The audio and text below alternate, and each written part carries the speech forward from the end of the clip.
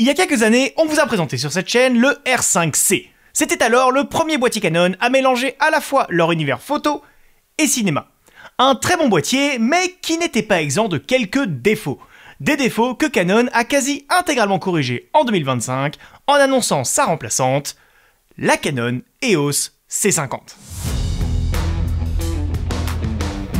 Comme son nom l'indique, la C50 se positionne dans la gamme cinéma EOS de Canon, en dessous de la C80 et au-dessus du R5C.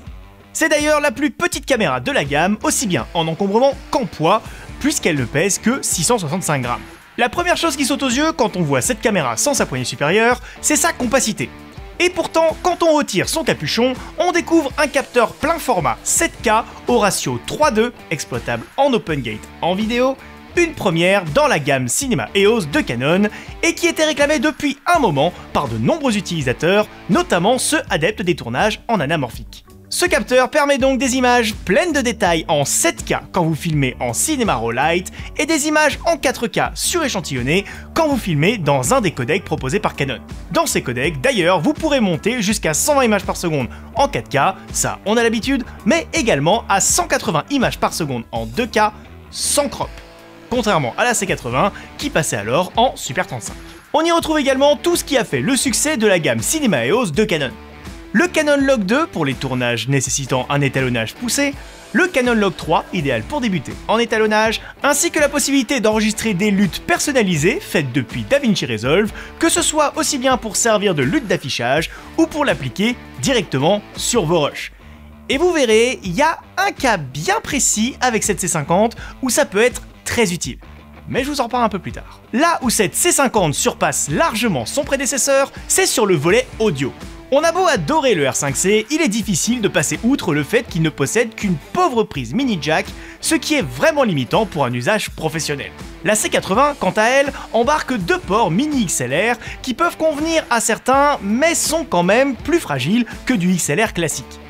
C'est pourquoi cette C50 fait un espèce de pas de côté et revient sur une solution qu'on trouvait déjà il y a 10 ans sur les C100 Mark II, une poignée avec deux vraies prises XLR, des connectiques robustes et surtout très répandus dans le milieu de l'audio professionnel. Ils ont même repris le bouton REC sur la poignée, ce qui est extrêmement pratique quand vous filmez au ras du sol. Mais la vraie nouveauté de cette poignée, justement on ne la voit pas, c'est qu'elle se relie sans câble apparent à la caméra via sa fameuse griffe multifonction que Canon exploite enfin pleinement sur ses boîtiers.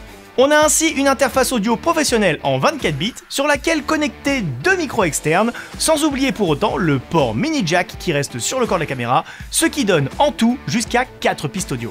Sur ce corps caméra, on retrouve également du HDMI full size, de l'USB-C capable de recharger la caméra avec certaines batteries compatibles Power Delivery, mais également de communiquer en réseau avec les pupitres Canon en utilisant leur protocole XC via un adaptateur USB-C vers RJ45, ainsi qu'une autre prise mini jack pour y brancher un casque et surveiller son niveau sonore. On retrouve également une prise mini DIN pour le timecode et une prise remote E3 de 2,5 mm pour y brancher une télécommande permettant de déclencher le boîtier à distance en mode photo. Fonctionnalité très prisée des photographes sportifs et des photographes animaliers.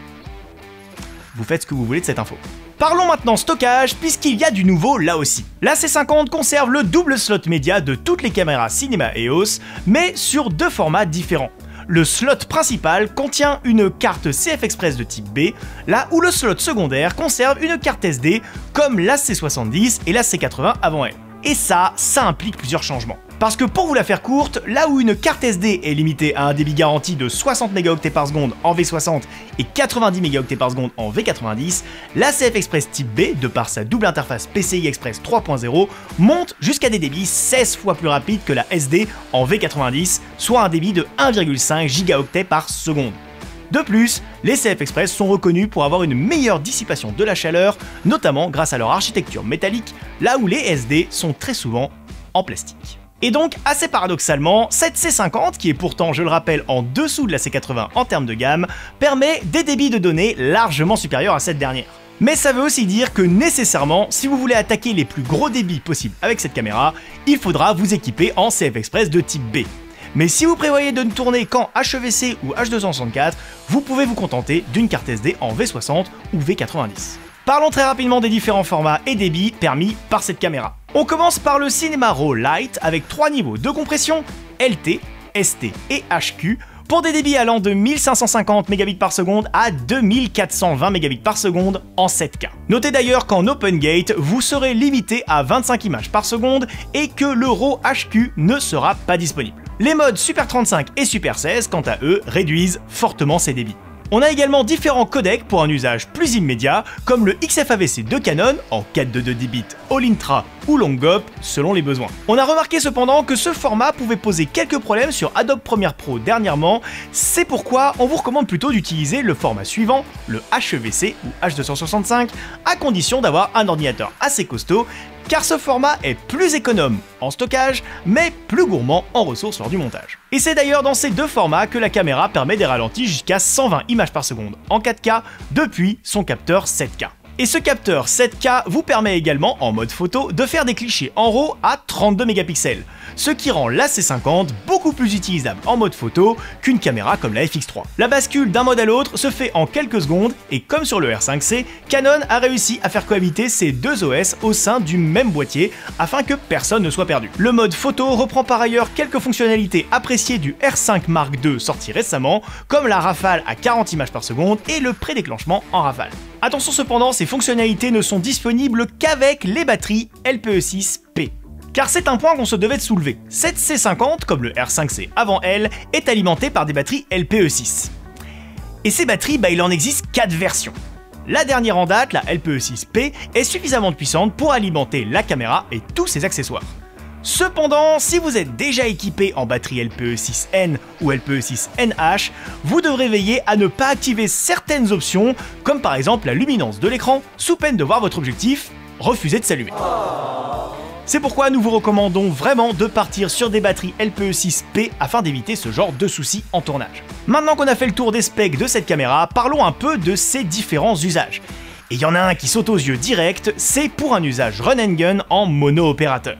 Sans sa poignée, la C50 est une caméra hyper compacte et très discrète pour amener sur le terrain. Équipez-la d'un 28-70 f2.8 stabilisé et d'un micro HF comme le Lark Max 2 de Holyland pour récupérer du 32 bits à virgule flottante, et vous avez une config hyper polyvalente à emmener partout avec vous. Vous faites une interview et avez besoin d'un son d'excellente qualité, il vous suffit alors de remettre la poignée XLR pour récupérer des connectiques professionnels, et tout ça avec une qualité d'image remarquable issue d'un capteur 7K.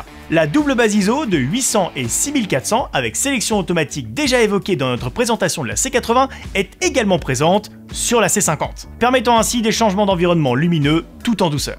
Les vidéastes de mariage devraient apprécier. Et comme aujourd'hui on sait que les contenus sont essentiellement tournés en horizontal et partagés en vertical, Canon a ajouté une fonction qui permet sur la seconde carte d'enregistrer une version verticale de votre vidéo principale. Ainsi, plus besoin de passer par un logiciel de montage juste pour recadrer votre plan, à peine tourné avec la qualité audio de la C50, vous pouvez le partager immédiatement. Et comme la C50 reprend le système de lutte personnalisé de la gamme Cinema EOS, vous pouvez importer votre lutte dans la caméra et la graver sur vos images dès la prise de vue. Vous bénéficiez ainsi de la grande dynamique du Canon Log 2, mais avec une colorimétrie personnalisée directement à la prise de vue, vous évitant ainsi d'utiliser une simple courbe Rec 709 et conserver la portée artistique de vos images. Et ce genre de fonctionnalité sera également très pratique si vous faites du live avec cette C50, car c'est également une caméra qu'on peut sans problème imaginer dans des captations et diffusions en direct. Que ce soit pour du corporate ou même du sport, grâce à son autofocus dual pixel hyper réactif et son petit gabarit, la rendant idéale pour l'installer sur des stabilisateurs, des câbles cam ou tout simplement dans un coin du décor avec un ultra grand angle. Son port USB-C permet de la connecter en réseau via adaptateur RJ45 et de transférer rapidement des images vers des services de cloud comme Frame.io. Autre fonctionnalité qui sera grandement utile pour du live, c'est son zoom numérique. Ce zoom, que vous pouvez activer depuis le menu ou en lui assignant une des 14 touches personnalisées de la caméra, vous permet de zoomer jusqu'à 4 fois dans votre image en utilisant le petit curseur de zoom présent au niveau de l'index droit. Attention cependant, on a fait quelques tests et il est évident que la qualité d'image en prend un coup si vous enregistrez votre rush. Mais si votre but c'est d'envoyer votre signal depuis un capteur 7K capté en 4K puis streamé en 1080p, Autant vous dire que ce qui va massacrer votre image, c'est pas tant votre zoom numérique que le faible débit permis par les plateformes aujourd'hui. YouTube, par exemple, c'est 12 mégabits par seconde recommandé en 1080p 50. Donc c'est utilisable, tout comme le téléconvertisseur numérique, mais uniquement dans certains usages où vous avez besoin d'un zoom parfaitement maîtrisé. Et si vous voulez limiter la perte de qualité au maximum, arrêtez-vous au zoom x2, ce qui vous double déjà votre plage focale. Ainsi, votre 28-70 2.8 devient un 36-140 mm, et votre 70-200 devient un 140-400 mm. Ce qui sera bien utile pour certaines captations où on n'a pas forcément la possibilité d'être au plus proche du sujet. Ce zoom numérique, vous pourrez aussi le contrôler directement depuis votre régie, puisque la C50 est compatible avec tous les protocoles réseau habituels de Canon, à savoir le XC protocole, qui permet le pilotage complet de la caméra via HTTP, le Browser Remote, qui permet le pilotage complet de la caméra via une interface web sécurisée, ainsi que le streaming par IP en 1080p via SRT, RTSP, RTP ou UDP. La liaison réseau se faisant en Ethernet via un adaptateur USB-C vers RJ45 ou Wi-Fi. Notez cependant que certains modes comme le RAW et le HEVC désactivent le streaming par IP. Il faudra impérativement que la caméra soit en mode XF AVC pour permettre cet usage. Et enfin, malgré son look qui ressemble beaucoup trop à une FX3, on sent que Canon ne vise pas tant les utilisateurs de cette dernière, mais au contraire ceux qui hésitaient encore à passer sur le best-seller de poche de Sony, et surtout les utilisateurs de Blackmagic Pocket qui sont, par la force des choses, déjà équipés en optique Canon EF. En effet, qu'on aime ou qu'on n'aime pas la gamme Pocket de Blackmagic, on ne peut pas nier que ce sont des caméras qui ont su créer leur place sur le marché en apportant de nombreuses innovations, notamment sur les formats d'enregistrement. Mais en 2025, l'arrivée tardive d'un autofocus encore balbutiant, uniquement sur le modèle le plus récent de la gamme, l'absence de réelle interface audio, une ergonomie qui divise et les contraintes du fait de tourner obligatoirement en RAW, peuvent amener ces utilisateurs de Blackmagic à vouloir aller vers de nouveaux horizons. Et jusqu'à maintenant, beaucoup partaient chez Sony, avec la FX30 pour les plus petits budgets et la FX3 pour ceux qui voulaient passer en plein format. Mais ça voulait dire aussi changer tout son parc optique pour passer en monture E ou recourir à des adaptateurs tiers qui peuvent parfois altérer les performances d'autofocus de l'optique. Aujourd'hui, un utilisateur Blackmagic Pocket peut, pour moins cher qu'une FX3, s'offrir une caméra qui a un vrai autofocus, une meilleure ergonomie, des vrais ports XLR professionnels pour l'audio, une stabilisation numérique, 14 boutons assignables et un filtre Vari-ND intégré. Je vous en ai pas parlé du filtre Vari-ND ? Quand Canon a sorti son premier boîtier EOS R, ils l'ont accompagné de 3 bagues pour permettre de monter les optiques EF sur leur nouvelle monture RF. Et parmi ces 3 bagues, il y avait une bague avec un filtre ND variable intégré. Et si aujourd'hui votre parc optique est en EF, il ne fait aucun doute que c'est cette bague que vous devez prendre avec la C50. Car mine de rien, ça en fait une sorte de mini C80, mais pour beaucoup moins cher. En bref, entre renouveau et consolidation de la gamme, cette C50 se veut être une alternative à la FX3 de Sony. Elle en reprend les grandes lignes, ajoute quelques nouveautés bienvenues comme l'enregistrement en vertical sur la seconde carte, un vrai mode photo exploitable de 32 mégapixels, du RAW en interne, une poignée complète avec commande d'enregistrement intégrée, plein de fonctionnalités réseau absentes de la FX3 et surtout, je le redis, mais si vous utilisez des optiques Canon en EF, vous pouvez ajouter à toute cette config un filtre ND variable en interne et ça vous facilitera grandement la vie. Pour connaître les tarifs et la disponibilité de la Canon EOS C50, rendez-vous sur notre site internet. Vous retrouverez tous les liens dans la description de cette vidéo. Et si vous trouvez que la C50 n'est pas assez complète pour vous, je vous invite à comparer avec sa grande sœur, la C80, qu'on a pu tester l'année dernière sur la chaîne. La vidéo est dispo juste là. Si cette présentation vous a plu, n'hésitez pas à vous abonner à notre chaîne YouTube et à activer les notifications pour être tenu au courant de toutes nos prochaines vidéos. Si vous avez des questions concernant la gamme Cinema EOS de Canon, n'hésitez pas à nous les poser en commentaire. En attendant, je vous dis à très bientôt sur la chaîne YouTube TRM Audiovisuel.